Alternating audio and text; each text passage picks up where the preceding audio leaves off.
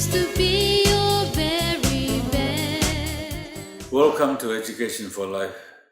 To continue the demand-driven principle series, today I'm going to talk about thinking big but starting small. This is very important in human development and business development. See, I play a lot of sport, and when you train for sport, when you train for a specific skill, it's always best to start small. Like if you're playing soccer, you want to kick the ball into the goalpost. Start so close that you cannot miss. Do that, and then you move back a bit, kick it again.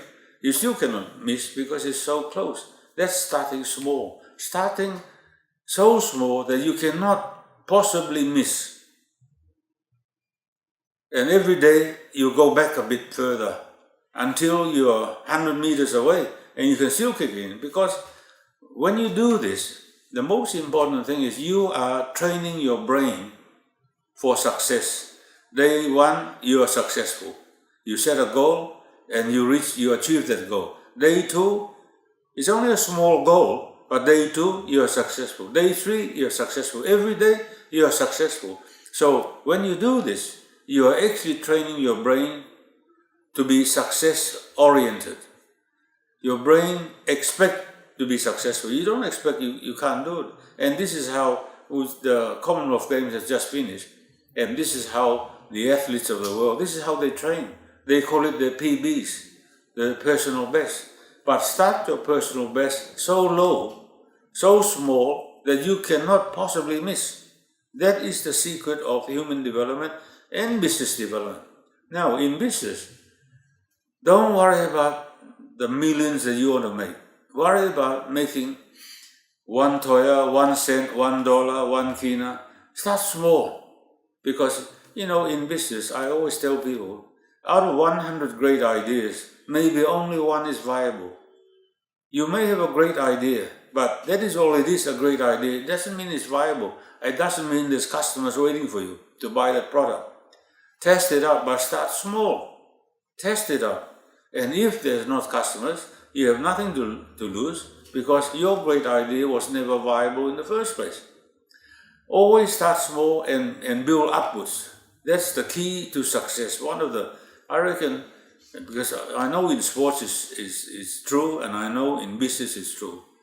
Start so small that you cannot afford to miss. That way, you start to work out, well, what does the customer want? If they don't want this, then shift to something else.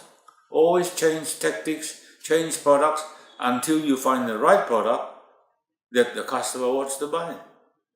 But if you start big, you buy a lot of things, you think because it's a great idea, like if you like the shirt I'm wearing, or the coat that I'm wearing, you buy hundreds of it, and if the customer don't want, you're stuck with it and you've lost all your money.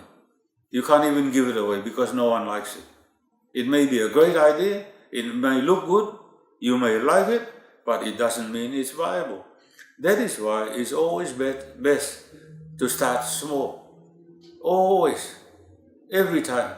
Then you build confidence. Then you learn from your mistakes. And if you start small, you only lose little money.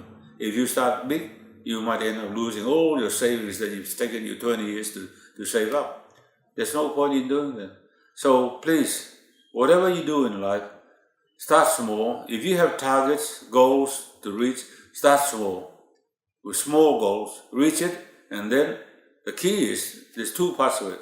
First, you start small goals. Secondly, you must increase your goal every day, just a little bit. You don't have to climb up and try to go up. With a curve, really steep curve going up. You don't want a fairly flat, gradual curve going up. That's what you need to try and train your mind to think that way.